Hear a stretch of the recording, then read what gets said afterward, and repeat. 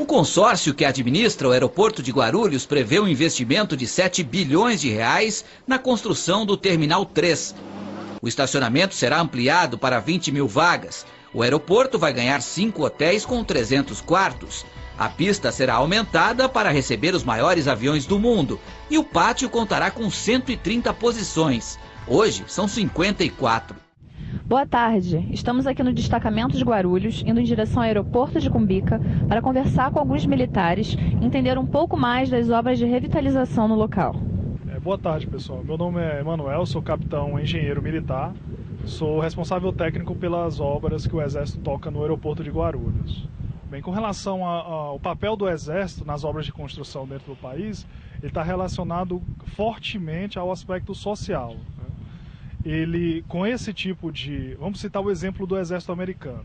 O Exército Americano tem uma engenharia, que nem a nossa, chama o Corpo de Engenheiros do Exército Americano. Só que para eles realizarem os adestramentos da tropa deles, eles utilizam o orçamento do próprio Exército. O famoso jeitinho brasileiro, como é que o Brasil consegue adestrar os seus quadros e formar pessoal, tanto de carreira como que entra da sociedade para o Exército de forma temporária.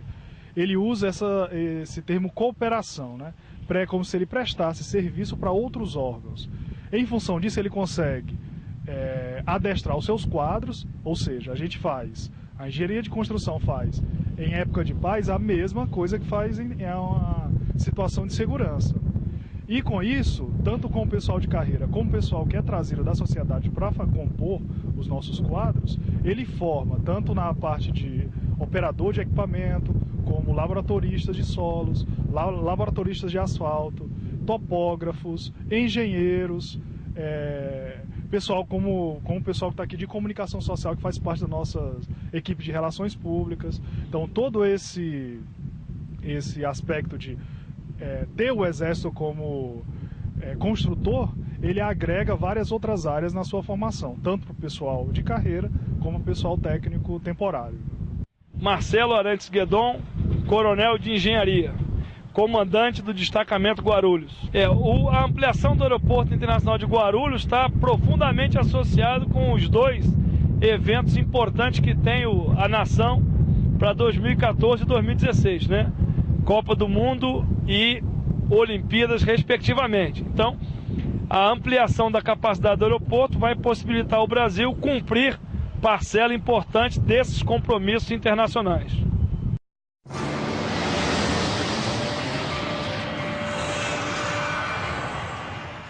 Bem, a pergunta sobre como que o Exército conseguiu reduzir o prazo das obras aqui em Guarulhos, ele está mais relacionado ao aspecto de executivo, né? Quando a gente iniciou a execução, ou seja, as duas empresas contratadas atacaram o terreno para iniciar mesmo a execução do TPS-3, a gente notou que o planejamento, a época do planejamento, ele poderia ser antecipado com o acréscimo de mais equipamentos.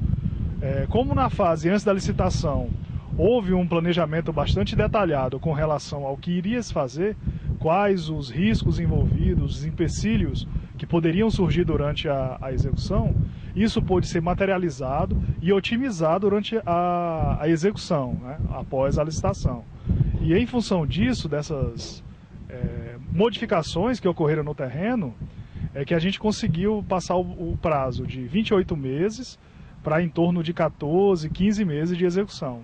Com relação à redução do custo, ele está mais relacionado ao processo licitatório, né? Grande parte desses 30% está relacionado à redução dos preços unitários, que as empresas que ganharam concorreram e reduziram a um ponto que é execuível, né? Elas conseguem fazer com o preço que elas propuseram, e ainda assim deram esse desconto que ficou materializado aí na ordem de 120, 130 milhões de reais. Então, grande parte do recurso economizado diz respeito ao planejamento e ao processo licitatório que o Exército fez na contratação das duas empresas. A entrada do Exército aqui por uma solicitação do governo, ela de forma alguma retira a possibilidade de que empresas civis estejam também trabalhando. O maior exemplo disso é que a obra é 100% terceirizada, né? A obra que cabe ao Exército está sendo conduzida na parte de execução pela SA Paulista e pela ETC. Então isso aí é o maior sinal que nós não retiramos o espaço. Muito pelo contrário, abrimos um espaço que talvez, se esse edital fosse conduzido diretamente pela Infraero, pela magnitude dos números, talvez essas empresas não tivessem tido essa oportunidade. Wagner Lima, trabalho aqui como apontador. Minha função é controlar as viagens de solo que são trazidas, jazidas até o aterro do setor 1A. A minha rotina, chego aqui às 7 horas, já às 7h40, 8 horas já começa a chegar o transporte. Aí vai, ao decorrer do dia, vão chegando, vai totalizar umas 150, 200 viagens por dia. Vai no término das 7 horas. E é isso a função.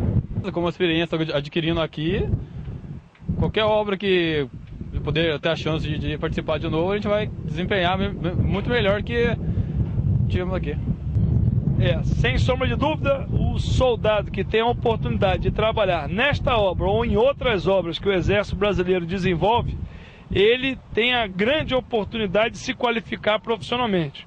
Além disso, ele vai ter acesso a novas tecnologias, ele vai ter acesso a profissionais bastante experimentados que poderão transmitir a ele conhecimentos que, ao término do serviço militar obrigatório, vão possibilitar a ele uma ocupação no mercado de trabalho que dificilmente, associando a idade dele, um jovem de 25 anos, ele teria se tivesse prosseguido somente na iniciativa privada. Com relação à formação desse profissional, ele, após esse período que ele passa dentro da força, ele está completamente apto a assumir a mesma ou situações de gerenciamento aí fora com tão ou mais qualidade do que quando ele está aqui.